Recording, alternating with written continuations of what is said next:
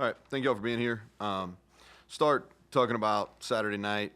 Great atmosphere first and foremost. I thought it was tremendous from man trip all the way through pregame. Appreciate the fans. I thought our athletic department did a great job with the lights and uniforms, the drone, all that kind of stuff. Disappointing. Table was set and we didn't get it done. And sometimes I come in here and talk to you guys on Monday and I'm over it and kind of moved on. That's not where I'm at really right now. Iowa State's a really good team. Credit them. They're undefeated, top 10 in the country right now. They do a tremendous job, but we just made too many mistakes. And in a game that has so few possessions, and so they had 9, we had 8. You just can't do things to beat yourself, and you can't have negative plays on offense, and we had way too many of them. We played really what I think poor complementary football, and just some sequences to kind of tell you what I mean is, so we take the lead, we're up 7-0. They miss a field goal. We got really good pressure on that. We drive down, don't convert a third down, have a chip shot field goal, we miss, right? And, well, what we need to do right there is defense put out the fire, still maintain a lead. What happens is we have miscommunication. They hit an explosive play, bang, it's 7-7. Like really poor complementary football right there. Offense, defense, special teams not feeding off one another. Then we come back, get a punt inside the 10, right? So we get the ball on the 9-yard line. Good complementary football. We hold them down, right? They punt. We're playing on a short field. Well, that's not what happens. They go on a marathon drive, 17 plays, 91 yards, score a touchdown. Well, next possession, like 2 minutes and a half, 2 and a half to go in the half. What complementary football should happen is the offense goes down and answers and makes that a tied game going into half. What we did is we went out and didn't convert a third down, kick a field goal, we make it this time, but now it's 14-10. And then come out at half, defense gets two punts. They get 2 punts, and offensively didn't turn those into points. One of them was an interception, and it's on the interception, the ball's on 35-ish. And again, what we need to do is put out the fire. We don't. They go 65 yards, and now it's 21-10.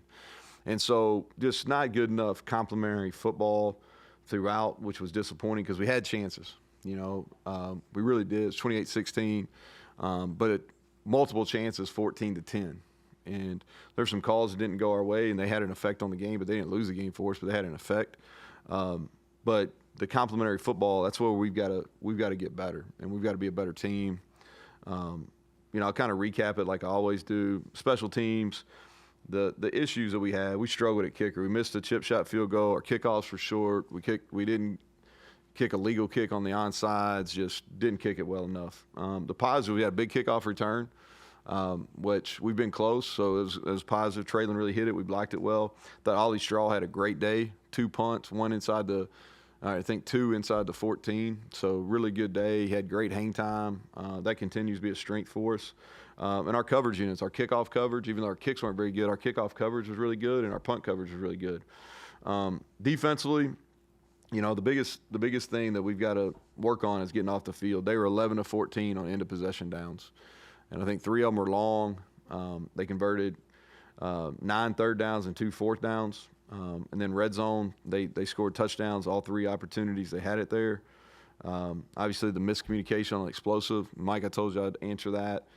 Basically half the defense was playing one call, the other half was playing the other. And just a miscommunication that should never happen. And then we missed way too many tackles in the first half especially. Positives, 2.9 yards per rush. We really controlled their run game. We tackled much better in the second half. And we gave ourselves defensively opportunities to really take the lead and then stay in the game.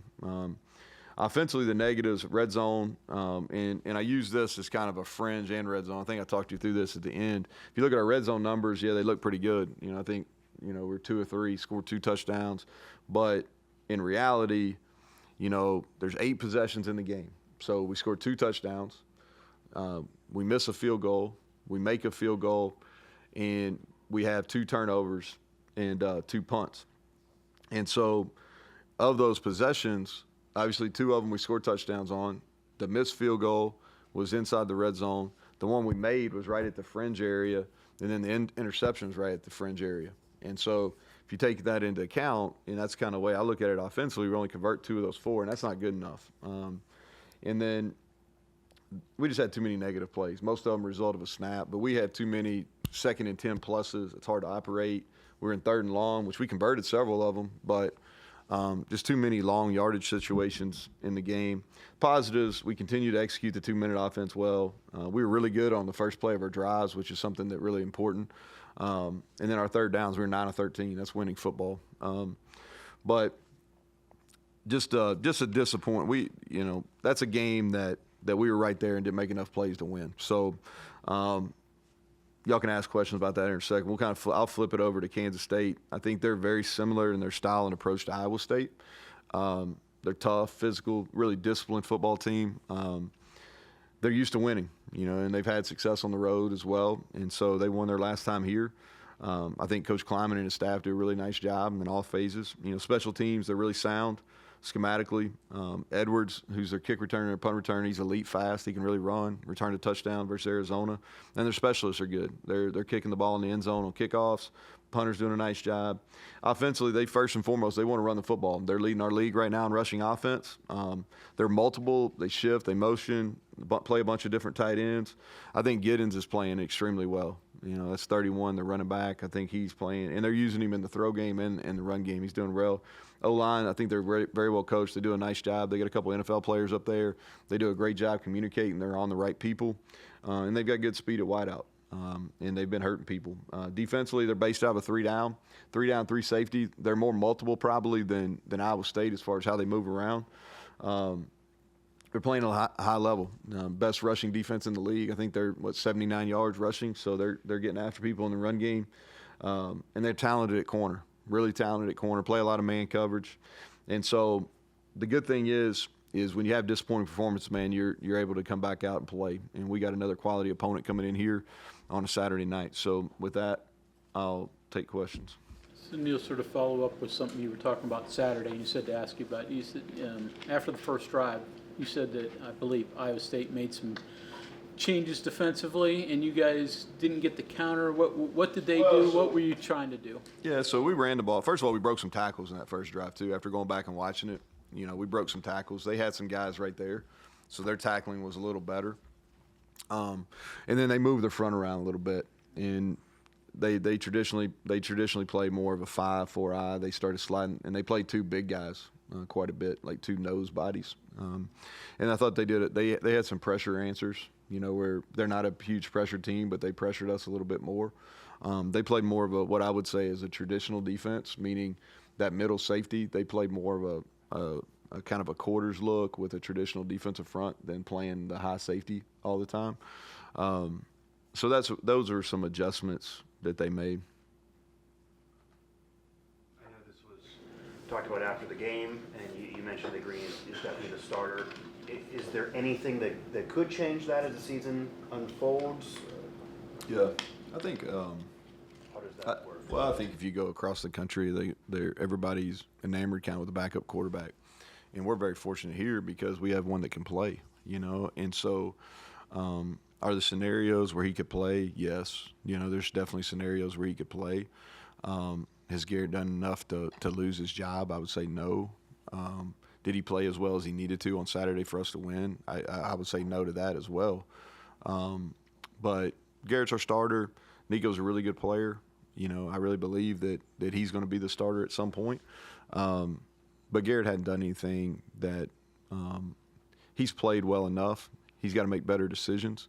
One of the interceptions was clearly pass interference, so I don't really blame him. The second one was a really poor decision, But Nico's got a bright future. We can win games with him. Are the scenarios where he could play in packages? Yes.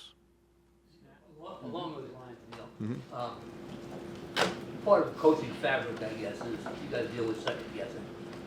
Whether it be the quarterback situation or whatever. How do you handle that? I mean, it's you get booed, you get questions from the media and fans. I hope I just think it's the nature of the beast. I grew up with it obviously on a much smaller level. So my dad was a coach growing up, and then my uncle was a basketball coach at the high school level. And so, again, on a much smaller scale, you deal with that kind of growing up, you know, the good and the bad of it.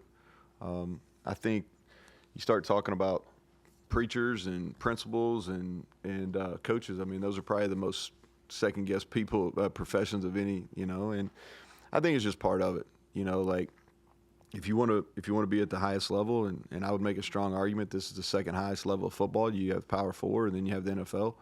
But if you're going to play, if you're going to coach, you're going to work at a high level in any given profession, that you're in public, which this is a public profession, you're going to get scrutinized.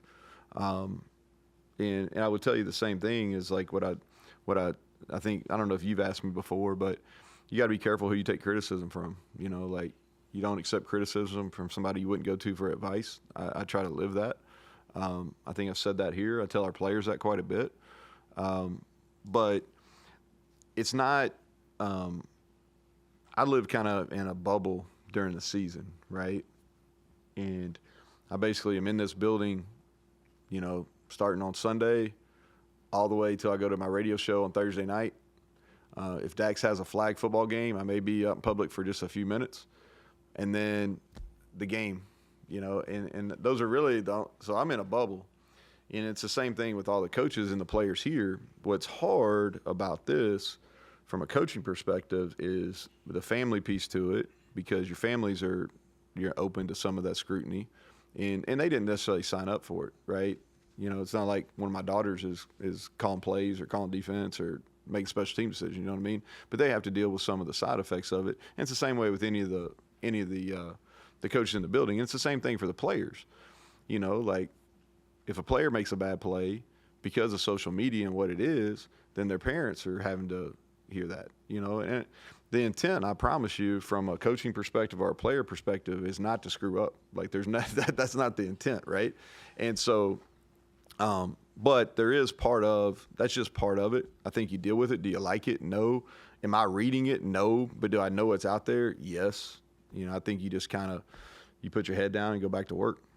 You mentioned the opportunity that you guys have. What's the message to the team? Just, you know, it's a quick turnaround. Yeah, it's just, hey, it's next week, man. It's like, this is the way I frame it all is in the Big 12, it's a new week. And so, like, what we do is Sundays are off day. A lot of guys are in the building with treatment and recovery, you know, watching the stuff on their own. And then we team meet at 8 a.m., and then we position meet right after that. And then at 9:35, we do a corrections. At 9:50, man, we turn it over, and we flip it to the next week. And that's what we do every week, whether it's Oklahoma State and we blow them out and win big and play really well, or if it's Iowa State and they beat us and we didn't play and we didn't win and we didn't play as well. At 9:50, boom, it's next week.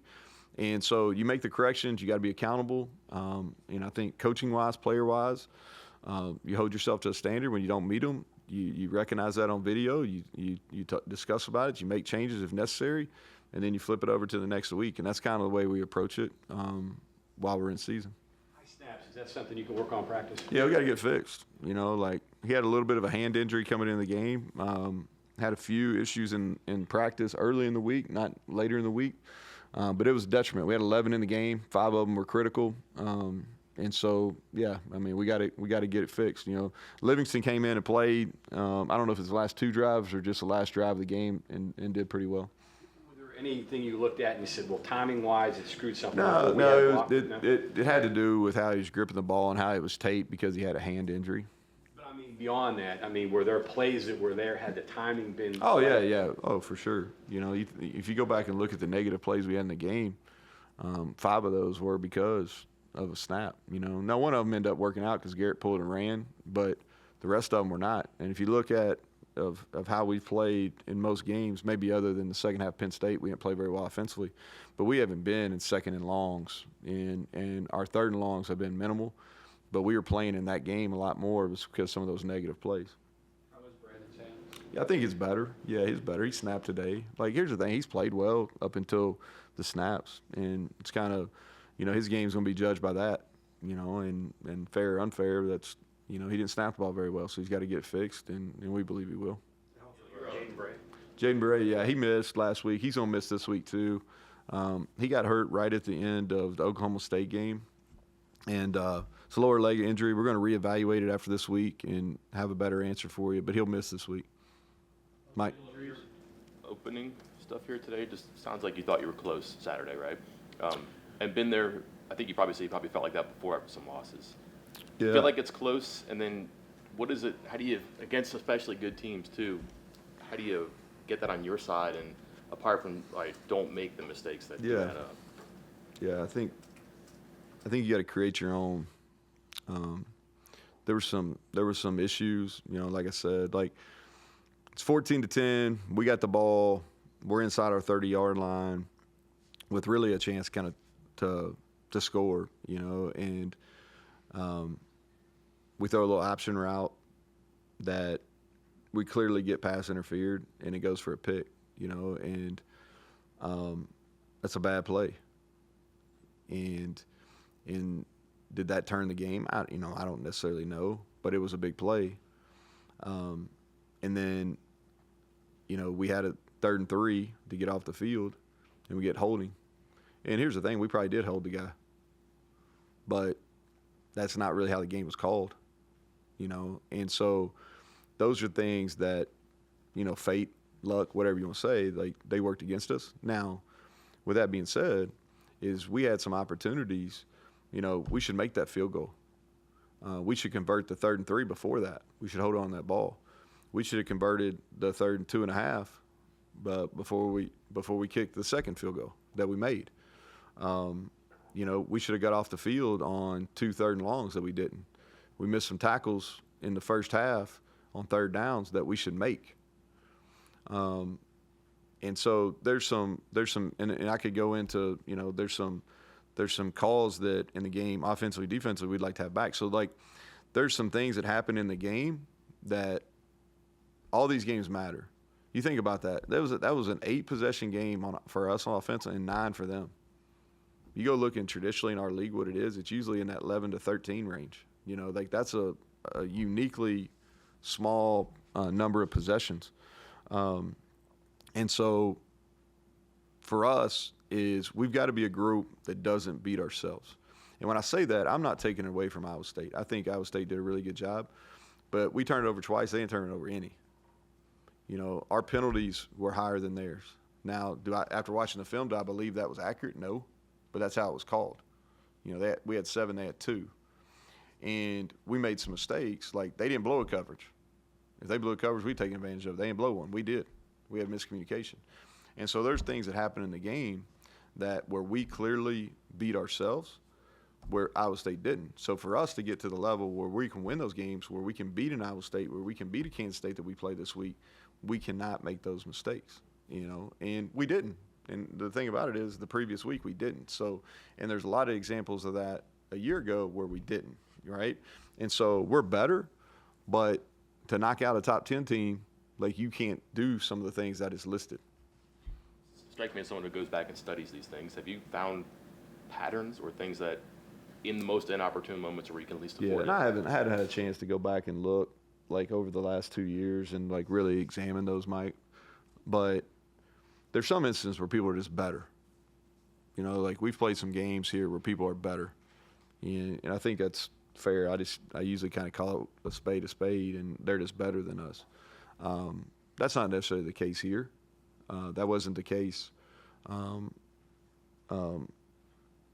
wasn't the case at Pitt. That wasn't the case here. We just didn't make plays at winning time or make calls at winning time, you know. But I haven't gone back to answer your question. I haven't gone back and really examined the last 2 years those kind of games. Were you asking something, Greg? Burks, Yeah, Jackson. Burks. He's got a lingering deal. I don't know. I think questionable probably. He's only played I think 1 full game this year. He's really had some lingering injuries. Jackson, you went off. Yeah, man, he's playing really well. He did not practice today. I think it's going to be close. You know, hopeful, but he's got a little bit of a weird kind of lower leg injury that we're just going to see how he feels. You know, he probably won't be able to practice much. Copycat game, you anticipate Kansas State maybe doing some of the things Iowa State did Yeah, differently? you know, they're structurally, like, if you look at how they're structured, it's a 3 down, 3 safety, but how they get to their different stuff is different. I mean, they'll have some takeaways. You know, they'll see some things just because that was the first time we played a 3 down front. So some of the things we did in the run game, you know, they'll be a little bit more prepared for. But structurally, coverage wise, they're a lot different. The way that Kansas State plays overall, do you see the possibility of there being another kind of low possession game like you saw this past weekend? You know, could be. You know, I really haven't studied like the pace they play at yet. I kind of do that like later in the week, Thursday and Friday, really kind of digging deep into like how the game's going to be played.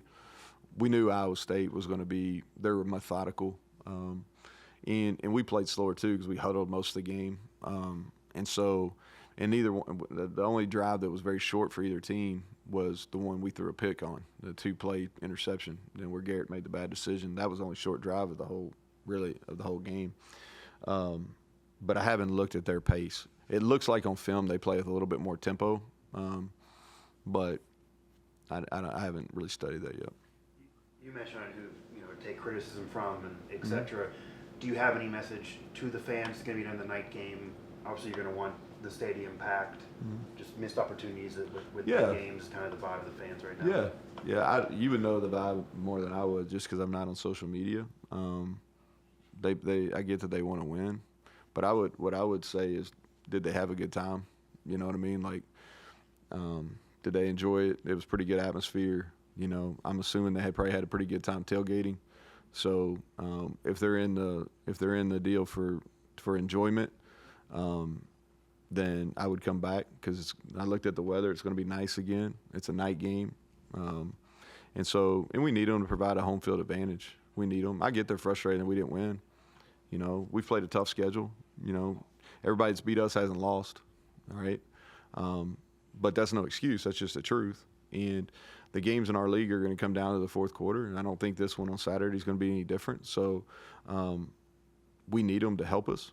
I do get their frustration, but I don't think it's, when you watch our product, I don't think the product is something that they should be, other than the outcome. Like, our kids play hard. That was a really physical football game on Saturday. There's a lot of West Virginia kids out there spilling it out. And so there was clear strain, clear physicality. It was an entertaining football game. If you're a football fan, you're just watching that. It's pretty entertaining. We just didn't play well enough to win. And so I hope with that in mind, they would come back for another entertaining game that hopefully we can play better at the end and win. On the note of fans, is there any extra pressure during a homecoming game to go out there and perform? I didn't even know it was. Nah. Crandall and Spells, are they still factoring in Crandall and Spells? Yeah, Crandall was injured last week. I think I said that. Maybe Tony asked me about it on the radio show. He didn't practice, and then our 2 corners played pretty well, really, and so we just didn't sub much in that game. We gave up 2 deep balls that we shouldn't have, but they really played. Hollis played really well. I thought he was physical. Garnes gave a couple passes, but he was really physical in the run game. It was mentioned earlier that, when he was looking at kind of the areas, he's like, they're just little things, a little twist here, a turn here, a tweak here. How heartening is that to know that those are the type of mistakes that are there and kind of the easier mistakes to correct, rather than like these big, like, intrinsic things you're like, well, we're just going to have to live with it? Yeah. Who'd you say was talking? Nick, was it Malone? Malone. Yeah. Yeah, some of our issues in our run game where Iowa State had success. And again, let me credit them. Like, they're in the top 10 on defense on most of the categories because they've got a great scheme and they've got really good players that do exactly what they're coached to do, and so they make it difficult on you. But some of our issues in the run game were poor footwork. We didn't ID a couple things the way we should have. And so those things are little mistakes, right? If you talk about this big picture, the only play in the game that is really frustrating to me is the blown where we had the miscommunication. The rest of it, like, Iowa State had to earn what they got other than that one play. Now, that one play should never happen. And then offensively, it's like some man coverage technique, winning versus man. Like, on 2 of those third downs that we did convert were poor technique on a press in a press situation that we've got to be better at. some of the run game, the snaps, I think that's a correctable situation. Some of the run game miscues, like, again, going back to footwork and things like that, a couple ID issues, those are easily correctable. And so those are things that we have to get corrected, that should be able to get corrected. They shouldn't be stuff that's reoccurring. K-State's one of the better teams, statistically, of getting back behind the line of scrimmage, sacks, tackles for loss. What is it that you see that they're doing that are making them that effective, and what can you do to counteract that? Yeah, so I think schematically you start off, they do a good job with some of their twists and some of their pressures getting vertical, especially in the B gap. And the second thing I would say is they play two big noses that do a really good job of vertical push. One of them's about 330, the other one's a little over 300 pounds. They get vertical push. And then, their two ends, they play four of them total, but their two ends, especially 38, I think his last name's Mott, is really active, man. They get what I call strain sacks and strain pressures, where they just strain and maybe don't get it on the first or even second kind of initial move or the secondary move, but they get it just because they outwork some of those guys. So we got to make sure that we're playing at their level or a higher level of strain. Anybody else? Yeah. You said before, like in the preseason, you do walkthroughs where you kind of go over stuff for future opponents, so you kind of plant those seeds there. I guess when the time comes, you do that, but just a general question, like how much is left in the bag, so to speak, offensively, defensively, that is ready to go, you just haven't had the time to use it or the moment to use it? Yeah, so what we try to do is we try to you basically have your 4-down, your 3-down plans, or how people play it's a little bit different. And so, to kind of really simplify it, what we try to do is we do kind of a late spring breakdown on all the opponents we're playing. And then I spend some time in May just taking some notes with some of our analysts on kind of what are some plans, that we liked based on what they did last year. And we work those some in our summer OTAs, and then we work them in our fall camp, because we have a walkthrough in the evening, practice in the morning, have a walkthrough in the evening, and we break it down. In the mornings we really work versus our defense, kind of what you're doing at a full speed competition level, and in the evenings you're working walkthroughs versus opponent looks. And so, we just pick opponent, try to hit them 3 times, and that's kind of how we do it, And then on Sundays, I go back and say, okay, here's our summer notes. Here's what they're doing so far. What matches up? And sometimes it's a good match. Sometimes we use a lot of it. Sometimes we use very little of it. That's kind of the way that we go about it. I think as far as tricks, there's always different ways to like change the picture for the defense as far as like where you're going to put your pieces. But schematically, as far as like your base schemes, I think at this point, through 6 games, your schemes are your schemes. You may do a little wrinkle here. You may arc a tight end rather than down block in or something like that. But for the most part, your schemes are your schemes. Okay, thank you, Coach. Yep. Thanks.